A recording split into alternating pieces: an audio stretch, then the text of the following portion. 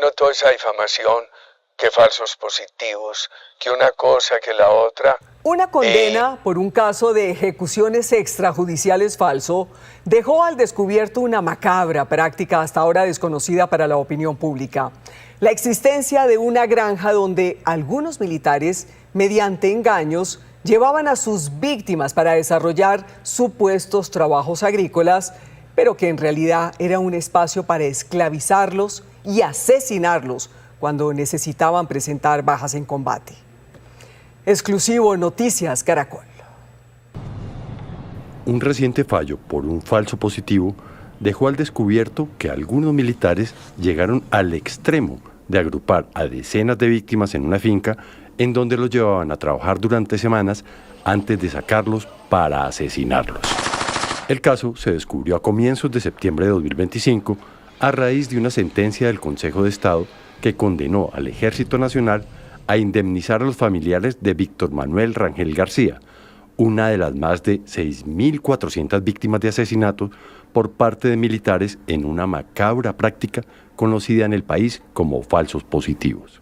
Mi coronel Bojas era diferente. Mi coronel Bojas, desde el momento que llegó, el que yo me reuní con él, me dijo, toca una baja, 2 bajas, toca darlas como sea.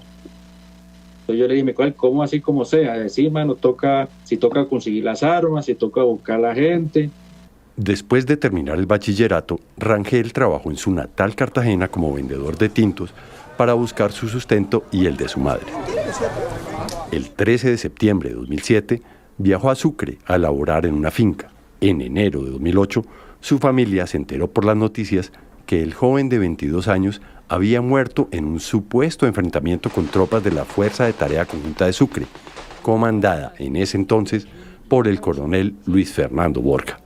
Porque antes no nos pedían resultados como muertos, pero los hacíamos, no los reportábamos.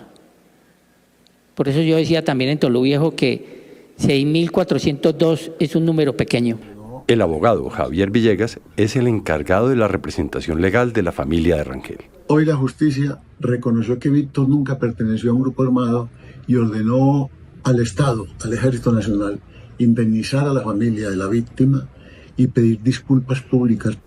Justamente durante las declaraciones recolectadas durante años en el proceso de investigación por el caso de Rangel, se descubrió esa escabrosa práctica: la existencia de una especie de granja de almacenaje de víctimas para convertirlos en falsos positivos, un hecho hasta ahora desconocido para la opinión pública.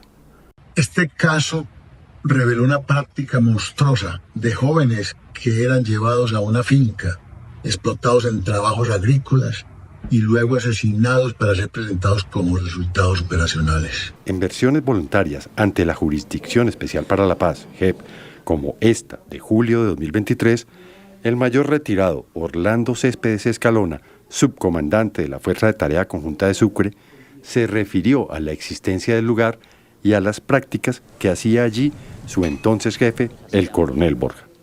Más adelante mi coronel, con el tiempo, reclutó como a 15 personas y las metió en una finca a trabajar.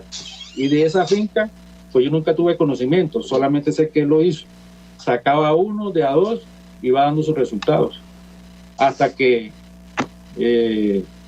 básicamente llegó más de 57 bajas, creo. En esa misma versión, Céspedes afirmó que la maquiavélica idea de acumular inocentes para ser asesinados surgió porque era muy difícil conseguir víctimas y había que tener una especie de stock para dar resultados constantes. Cuando yo dije, no, yo hasta aquí participo, ya le corresponde a usted, entonces él empezó a maquinar, porque cada vez era más difícil dar los resultados, porque ya llevaban 20, después subió a 30, después subió a 40, después subió a 50, pues ya no se conseguía gente para eso. Y añadió al testigo en relación con los oficiales del ejército que conocieron de esa finca en la costa atlántica. Pues yo sé que mi coronel Borja, mi coronel Peña, comandante de la brigada, mi coronel Narváez, que era el jefe de todas operaciones de toda la brigada, pues sí tenían, de una manera u otra, sí tenían el conocimiento. Cuando usted se refiere a que tengan conocimiento, a lo que hacían es a esa práctica de llevar, discúlpeme la palabra, de llevar personas y almacenarlas en una finca para luego llevárselas y asesinarlas.